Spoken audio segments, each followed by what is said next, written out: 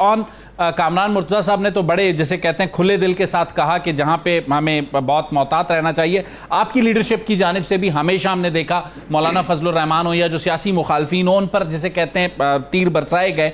अब आप लोग फिर उन्हीं तमाम सियासी लोगों से अब मिलने लगे हैं। मौलाना फजलुर रहमान से मुलाकात हो चुकी है, शेरपाव साहब से मुलाकात, महमूद खान अचकजई साहब से मिलने जा रहे हैं, हो सकता है डॉक्टर मालिक और अख्तर मेंगल से भी मुलाकात हो। तो जो गैर सियासी रवैये हैं उनका नुकसान आप नहीं समझते ऑन कि आपको भी हुआ पिछले चंद सालों में? देखिए जी, 8 फरवरी तक जो मामला चलते रहे वो अपनी जगह पे।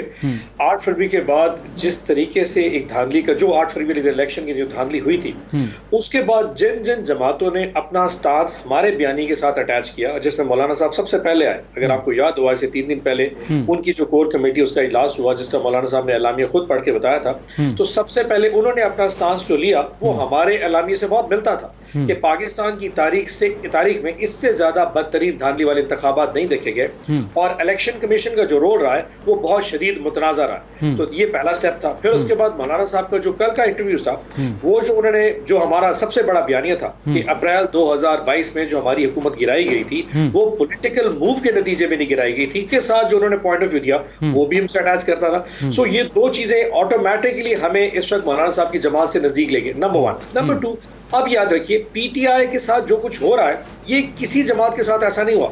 हमारे लीडर इमरान खान के साथ जो पिछले 1.5 साल में हुआ है, आप हमसे ये एक्सपेक्ट कर सकते थे कि इस वक्त सारी जमातें उस वक्त जो हमें मतलब फॉर एग्जांपल खान के खिलाफ केसेस जो आए थे तो उस वक्त सारी जमातें एक स्टांस लेके ठीक हो रहा है। आज इस वक्त पीर पगाड़ा साहब हो गए, मौलाना साहब हो गए, इवन महमूद खान अचकजई साहब हो गए, लश्करी रईसानी साहब हो गए, हाफिज नईम और इबन के जमात इस्लामी का जो स्टांस है वो सारे ये कह रहे हैं कि पाकिस्तान तहरीक इंसाफ के साथ हुआ है वो गलत था, नंबर 1। और नंबर 2, धांधली की गई है। सो अल्टीमेटली लेकिन ऑन ये भी तो मौलाना साहब का ही मौक़िफ़ है कि उनके साथ धांधली आपके लिए की गई है क्या खैबर पख्तूनख्वा में?